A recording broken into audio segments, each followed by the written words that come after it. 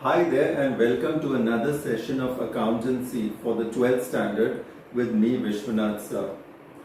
Today we shall be continuing the chapter financial statements of a company where we shall be discussing the important items which are there in the financial statement, that is your balance sheet, and how each one of the items are so important because these items are connected to some other chapters.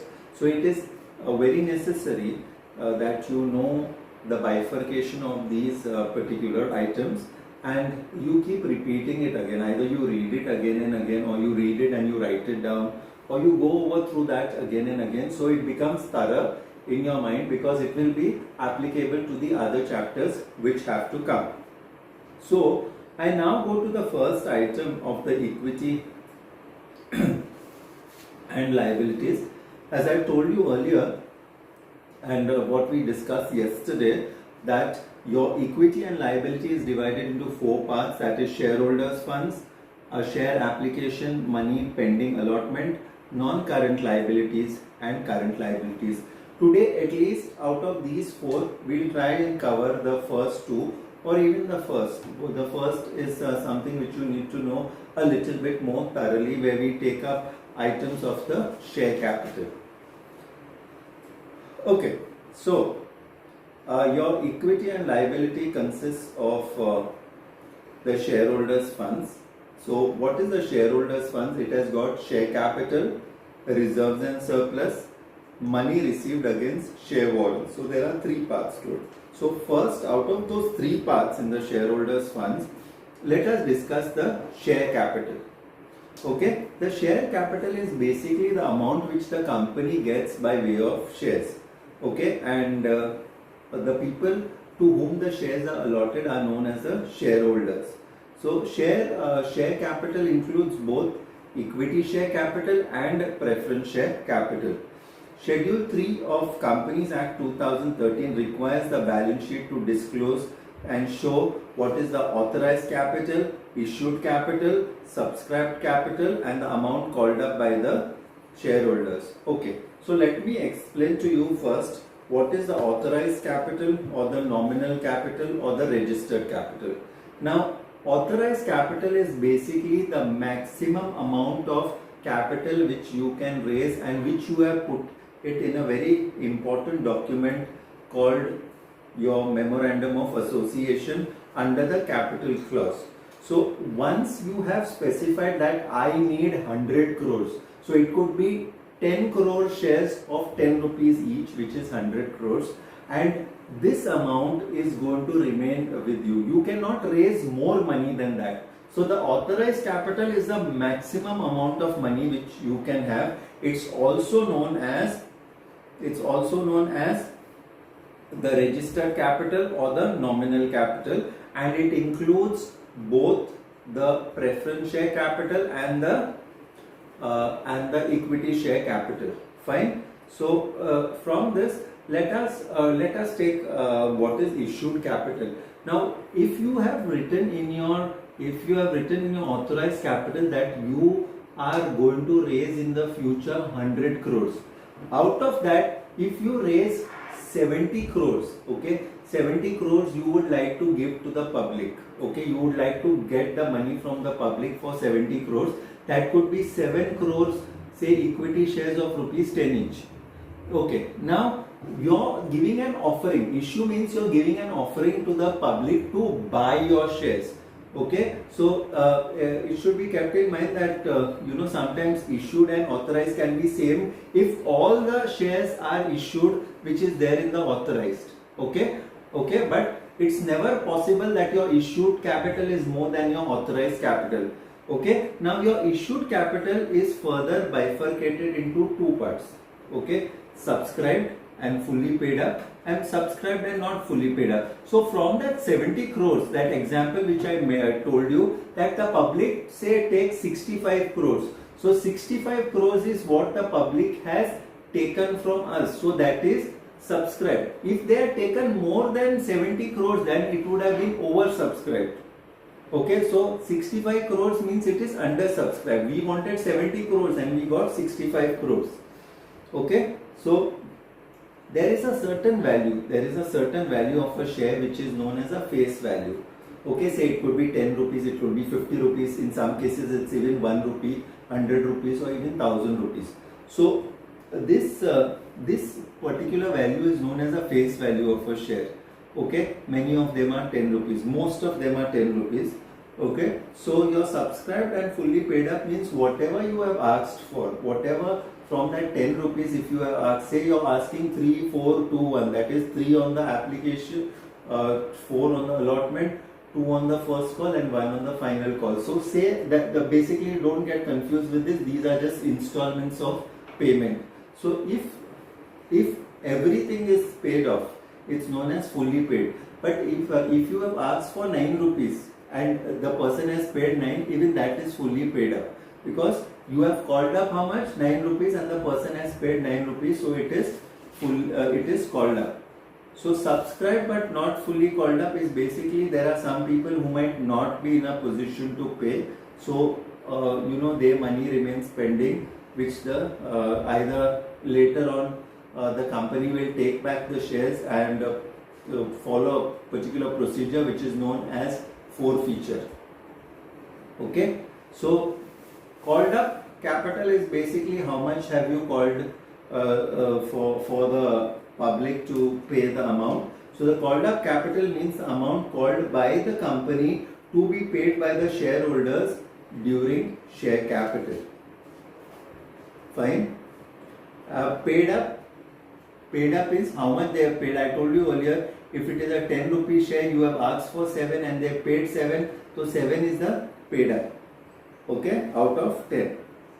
Then there is also what is known as calls in arrears. Calls in arrears are the amount which is not paid by the shareholders, and this amount will have to be written down separately in your accounts. Okay, in your accounts, and it is basically shown as a deduction from the subscribed capital. Fine. And from here we will go to the next item. So what we discussed so far was share capital. I am just taking a recap about what is share capital. Your share capital basically is divided into authorized capital. Authorized capital is the maximum amount of capital which you can raise from the public and which is specified in your memorandum of association. So you cannot go against that figure which is mentioned in the memorandum of association. It can be changed. There is a special procedure where a majority have to vote for it, then it can be changed. But that is a lot of hassle, because a lot of informing and different to the registrar, to the SEBI, okay, and certain norms and conditions has to be followed which the government has laid down. Okay, so the first is the subscribed capital. After authorized, it's the subscribed capital, and before you go to actually subscribe capital, it is necessary that you tell the public that I am issuing from 100 crores of authorized, I am issuing 70 crores. So 70 crores is what you are issuing, what you are putting to the public. Then it depends upon the public can take that much amount or no. Okay, so if they take more than that, it's known as oversubscribed. If they take the same, it is subscribed. If they take less than that, it is undersubscribed.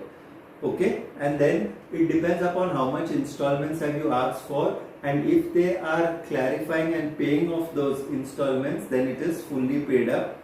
Okay, till whatever date you have set in the terms and conditions. Okay, so this is basically your share capital, and what it in your shareholders funds, it is share capital.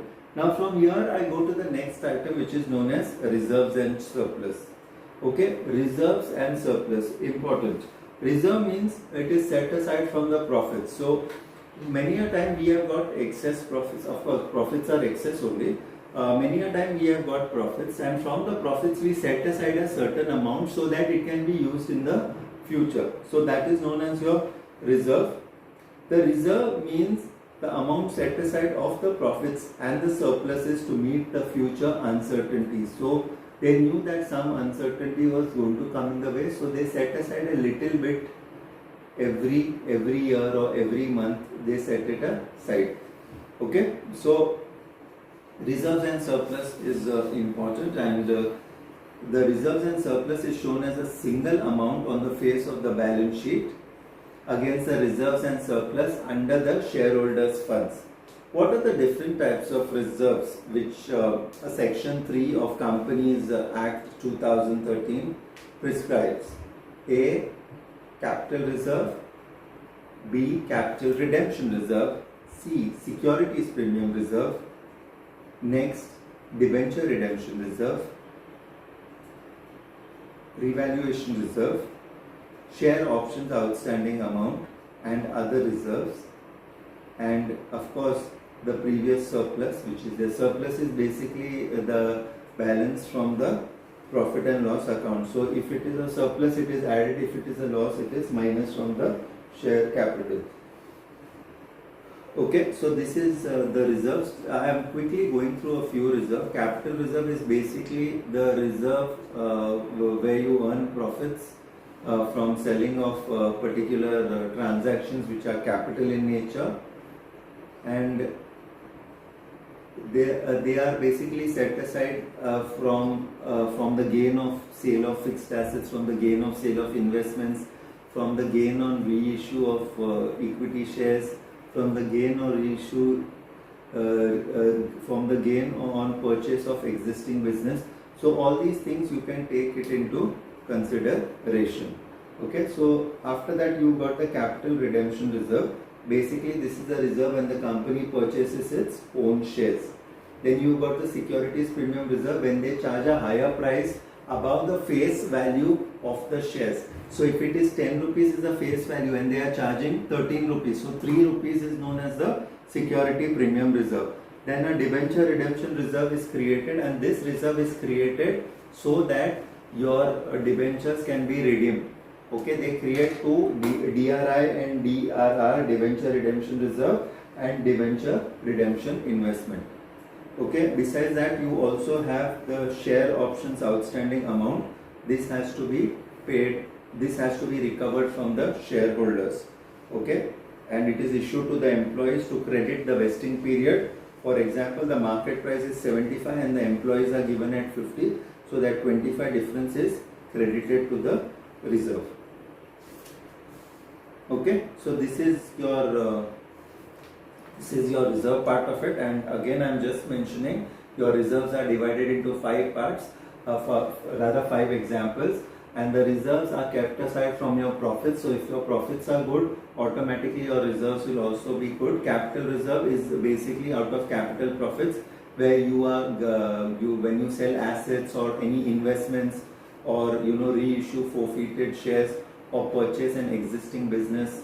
Okay, so all these things you will have capital reserve. Then there's capital redemption reserve also, where the company purchases its own shares as free reserves. Okay, then securities premium reserve, where it is over and above the share price. So this also goes into the reserve.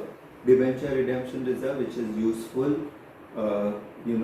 because it serves as a security purpose also, that amount which is given in the security. Okay, and there's revaluation reserve and share options outstanding. Okay, so please go through the share capital and the reserves and surplus for this class. Okay, I shall see you again in the next class. Thank you so much. This is Vishwanath sir signing off.